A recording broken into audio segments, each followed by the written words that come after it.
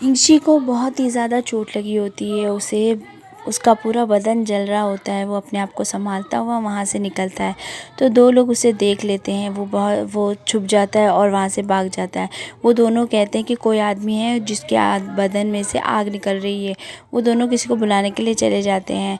यहाँ इंची जंगल में पहुँच जाता है। वहाँ पर वो बहुत कोशिश करता है संभालने की, लेकिन संभाल नहीं पाता है और उसका पूरा बदन जलने लगता है और उसके कपड़े भी जल जाते हैं और वो वहीं बेहोश होकर गिर जाता है।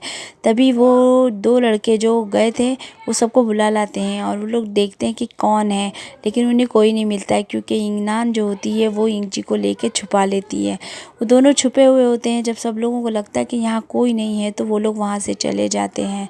यंगनान इंची को संभाल ही रही होती है, लेकिन इंची अपने आप पर काबू नहीं कर पाता है और उसे फिर से गर्दन में काट लेता है। वो उसका खून पी लेता है और यंगनान बहुत मुश्किल से उसे धक्का मार देती है। वो गिर जाता है और बेहोश हो जाता है वहीं पर। अब आगे के सीन में दिखाते हैं कि यंगनान बहुत ही मुश्किल से उसे उठाकर ले जाती है। वो उसे ले जाना चाहती थी कमरे तक, लेकिन वहाँ पर उसे लगता है कोई आ ना जाए, इसलिए वो उसे किचन में ले जाती है। रसोई में ले जाकर वो उसे बिठा देती है और वो देखती है कि ये बेहोश है, अभी तक होश में ही नहीं आ रहा है।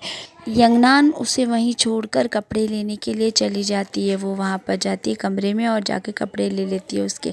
वो बचती हुई निकलने की कोशिश कर ही रही होती है, तभी वहाँ पर बाईगुई आ जाता है। वो उसे पूछता है कि तुम कहाँ जा रही हो।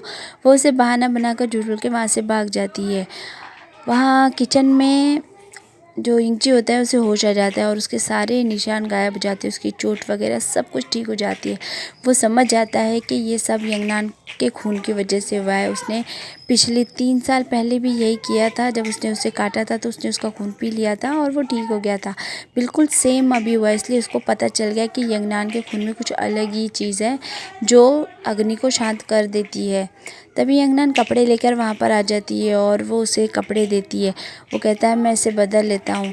तो वो कहती है इतने देर से तो मेरे सामने तुम इसी तरह थे, तो बदल लो। वो उसे बाहर निकाल देता है और कपड़े बदलने लगता है। बाहर जाने के बाद यंगनान सोचती है कि आखिर इसे हुआ क्या है, इंची को क्या हुआ है।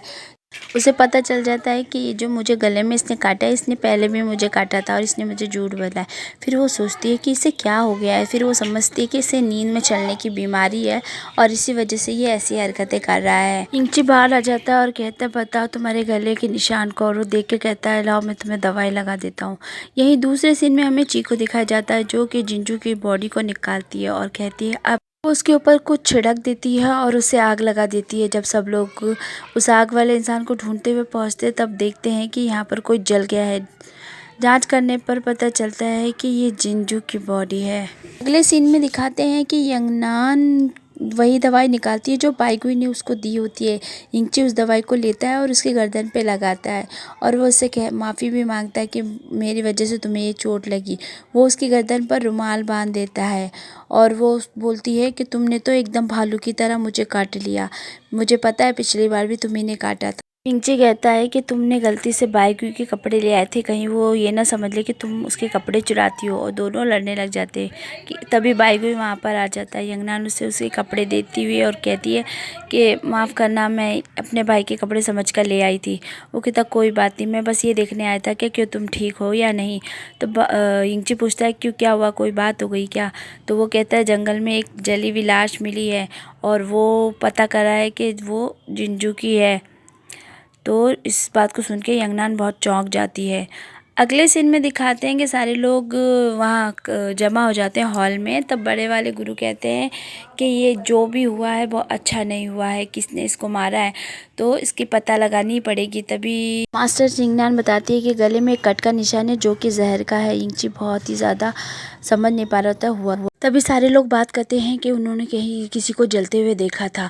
इंची बहुत ज़्यादा परेशान नज़र आता है, लेकिन मास्टर कहते हैं मेरे पास एक पानी है और उस पानी में मैं एक ख़ास किस्म की दवाई मिलाऊंगा, जिसके बाद जो उसमें हाथ डालेंगे उसे पता चल जाएगा कि अगर यहाँ पे कोई हाव लिखा है तो मास्टर एक बड़ा सा बर्तन लेके आते हैं, उसमें पानी भरते हैं और सब लोगों को उसमें हाथ डालने कहते हैं। लेकिन इंची सोच में पड़ जाता है कहीं हाथ डालूंगा तो कुछ हो नहीं जाए, लेकिन वो भी हाथ डाल देता है और कुछ नहीं होता है और वो भी ठीक निकल जाता है। मास्टर कहते हैं यहाँ पर तो कोई नहीं है, लेकिन जो के मास्टर होते हैं उन्हें अभी भी शक होता है, इसलिए वो एक प्लान बनाते हैं कि कल मुकाबले के दिन वो सब लोगों को चाय पिलाएंगे और उसके अंदर वो एक खास किस्म की पत्ती डाल देंगे।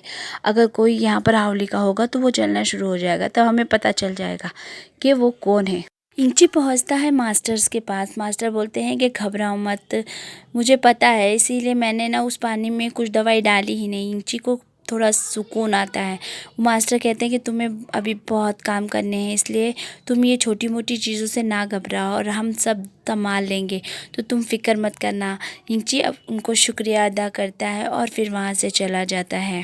दूसरी तरफ बाईगुई के वरिष्ठ भाई को पता रहता है। वो सोचता है कि बाईगुई ने ही उसको मारा है।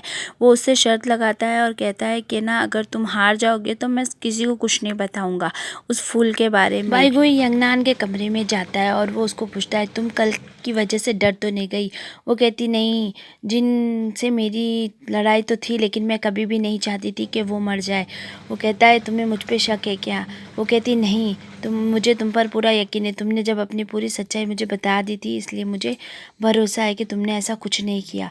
तभी वो उस खाली पौधे के गमले को देखकर कहता है कि इसमें मिट्टी है मगर पौधा क्यों नहीं है? तो यंगनान कहती है कि इसमें आप ही का दिया हुआ पौधा था जो आपने ची को दिया था। वो समझ जाता है सब कुछ और फिर ची के पास पहुंचता है और वहाँ जाकर उसको कुछ भी नहीं बोलता है, कोई उस पर इल्ज़ाम नहीं लगाता, बस पौधे को अच्छे से उगाने के लिए उसको थोड़ी टिप्स दे देता है। आगे बाइली को दिखाया जाता है जो अपने बेटे के लिए परेशान होता है, लेकिन कुछ सोचकर वो शुआनजी जाने का फैसला कर लेता है।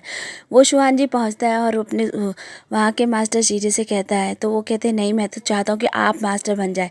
वो कहता है, नहीं, मैं यहाँ पर नहीं रुक सकता, मैं बस तुम्हारी थोड़ी मदद करने आया हूँ, और क्या मैं तुम्हारे साथ सुशान जा सकता हूँ? वो कहते हैं, हाँ। तभी वहाँ ज़ोर से चिल्लाने की आवाज़ आ रही होती है, तो वो लोग जाकर देखते हैं तो वहाँ पर जो मास्टर की बेटी थी वो बहुत पागलों जैसी हरकत कर रही होती है और उसने एक आदमी को चाकू भी मार दिया होता है। तो शीरे कहते हैं कि ये जब से आई है ये ऐसी है। अगला सीन दिखाते हैं, सुशांत पहुंच चुके होते हैं वहाँ पर, जो दिखाते हैं कि छोटे मास्टर के साथ में बाइली होते हैं और वो उनकी हेल्प करते हैं उस तितली को उस तलवार में डालने के लिए, और वो कामयाब भी हो जाते हैं। बाहर इंची और यंगनान इंतज़ार ही कर रहे होते हैं, तभी मास्टर आते हैं और कहते हैं कि अभी तुम्हारी तलवार नहीं मिलेगी। यंगनान कहती है, अरे मुझे मेरी तलवार दीजिए ना।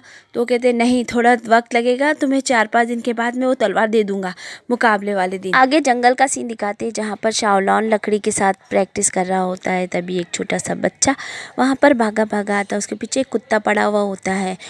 तभी उसके पापा आकर उसको बचा लेते हैं। उसके पापा उसको एक हथियार देते हैं जो कि एक भंवरा टाइप कुछ होता है। वो उसको कहते हैं कि तुम्हें ये रखना होगा अपने साथ, जब भी तुम्हें कोई मुश्किल लगे तुम इसका इस्तेमाल करना। दूसरी तरफ यंगनान खाना खाने के लिए रसोई में आती है, तो वहाँ पर जो मास्टर गन होते हैं वो उसे खाने के लिए राइस और चिकन देते हैं और कहते हैं इसे खाओ। वो कहती है ये बहुत अच्छा है। तभी मास्टर गन उसको बोलते हैं कि यहाँ पर कुछ कपड़े पड़े हुए हैं जो एक्स्ट्रा सिले हुए सूट है, तो तुम क्या इन्हें ले जाकर स्टोर रूम में रख दोगी? तो वो बोलती है, अच्छा ठीक है, मैं रख दूँगी। तभी उसे ख्याल आता है कि इंची के भी तो कपड़े फट गए थे और वो भी संयुक्त क्लास के थे, तो इसलिए वो लेके जाती है और इंची को दे देती है। इंची कहता था, ये तुम कपड़े कहाँ से ले आई हो? वो कहती कि ये एक्स्ट्रा सिले हुए कपड़े थे, इसलिए मैं तुम्हारे लिए आई। मुझे पता है तुम्हारे संयुक्त क्लास के कपड़े जल गए थे और सब लोगों को शक भी है कि तुम हावली के हो सकते हो। तो वो कहता है कि ये तुम्हें ऐसा क्यों लगता है? वो कहती है, अगर मैं नहीं हूँ तो तुम भी नहीं हो हावली के। वो कहकर उसको दिलासा देती है, वो खुश हो जाता है। आगे सेंशु के मास्टर को बाईगुई के साथ दिखाया जाता है। वो उसे कहते हैं कि कुछ भी करो, लेकिन वो तितली तो तुम्हें मिलनी चाहिए। अब कल दूसरा दिन आ जाता है और वहाँ पर वो चाय डाली जाती है। मास्टर गन समझ जाते हैं कि इसमें कुछ मिलाया हुआ है। सब स्टूडेंट उस चाय को पी लेते हैं। मास्टर्स इस आयोजन को स्टार्ट करते हैं और लड़ाई शुरू होती है। ये लड़ाई सबसे पहले अब बाईगुई और ची की लड़ाई और यंगनान की किसी और के साथ में लड़ाई शुरू होती है। यंगनान जीत जाती है तो उसकी सेकेंड पारी इंची के साथ होती है। इंची लड़ाई शुरू करता है, लेकिन धीरे धीरे उसको उस चाय की वजह से जहर का असर होना शुरू हो जाता है। वहाँ पर मास्टर गन को दिखाते हैं जो एक गोली लिए खड़े होते हैं और वो कहते हैं कि तुम्हारे पिता के काफ़ी एहसान है मुझ पर, तो अब बदला चुकाने का वक्त आ गया है। इसलिए वो गोली खाने की सोच लेते हैं। यहाँ पे लड़ाई चल ही रही होती है, तभी यिंगनान इंची को हरा देती है। इंची बहुत ज़्यादा दर्द में होता है, इसीलिए वो वहाँ से बिना कुछ कहे ही चला जाता है। बाईगुई उसके पीछे पीछे ही चला जाता है। तो मास्टर भी उनके पीछे जाने लगता है, लेकिन छोटे मास्टर आकर उनको रोक लेते हैं और बहाना करके कुछ ना कुछ बोलने लगते हैं। इंची अपने कमरे में जाता है और उसे बहुत ही ज़्यादा दर्द हो रहा होता है, उसकी अग्नि भड़कना शुरू हो जाती है। तभी बाईगुई वहाँ पर आता है और कहता है मुझे मदद करने दो। वो कहता है तुम्हें कैसे पता चला? बोला अभी अभी पता चला। वो उसको बोलता है कि तुम बैठो, मैं तुम्हारे अंदर से सारा जहर निकाल देता हूँ। और वो अपनी ताकत को लगाकर उसके अंदर से जहर को निकाल देता है, बाहर कर देता है। अब इंची को थोड़ा सुकून आता है। तभी बाईगुई को याद आता है कि अरे यंगनान को भी तो बचाना होगा। तब यिंची उसको हाथ पकड़ लेता है और कहता है नहीं, क्योंकि वो मेरी बहन नहीं है। ये कहकर वो उसको बोल ही रहा होता है, तभी मास्टर्स सारों को लेकर वहाँ आ जाते हैं और दरवाज़ा खोलने के लिए कहते हैं। बाईगुई दरवाज़ा खोलता है तो मास्टर कहते हैं तुम यहाँ क्या कर रहे हो? वो कह रहा है इसकी तबीयत बहुत ज़्यादा ख़राब थी, इसलिए मैं थोड़ी मदद कर रहा था। तो मास्टर कहते हैं अच्छा, मैंने भी यही सुना था, इसीलिए लाओ मुझे चेक करने दो कि तबीयत सच में ख़राब है कि नहीं। तो वो जब चेक करने के लिए हाथ बढ़ाता है तो बाईगुई हाथ बीच में लगा देता है और कहता है कि मास्टर मैं सही कह रहा हूँ, इसकी तबीयत सच में ख़राब है। तभी वहाँ से शोर गुल की आवाज़ शुरू हो जाती है, लोग चिल्लाना शुरू कर देते हैं। तो वो लोग मैदान में पहुँचते हैं, वहाँ पर पता चलता है कि मास्टर गन के बदन से लपटें निकल रही है और वो सबको डरा रहे होते हैं, लेकिन वो इतनी बुरी तरह से जल जाते हैं कि वो वहीं पर मर जाते हैं। मास्टर और सारे लोग बाहर की तरफ भागते हैं, वहाँ पर बाईगुई और इंची भी पीछे पीछे आ जाते हैं उन लोगों के। बाहर आने पे पता चलता है कि मास्टर गन जो थे वो हावली के। तो फ्रेंड्स आज का वीडियो मैं यहीं ख़त्म करती हूँ। मेरी वॉइस थोड़ी सी ख़राब है, इस वजह से मैंने वीडियो जल्दी नहीं लाया था। प्लीज़ मेरे चैनल को सब्सक्राइब कर लीजिएगा और मैं वीडियो भी बहुत जल्दी लाऊंगी। Bye bye, take care.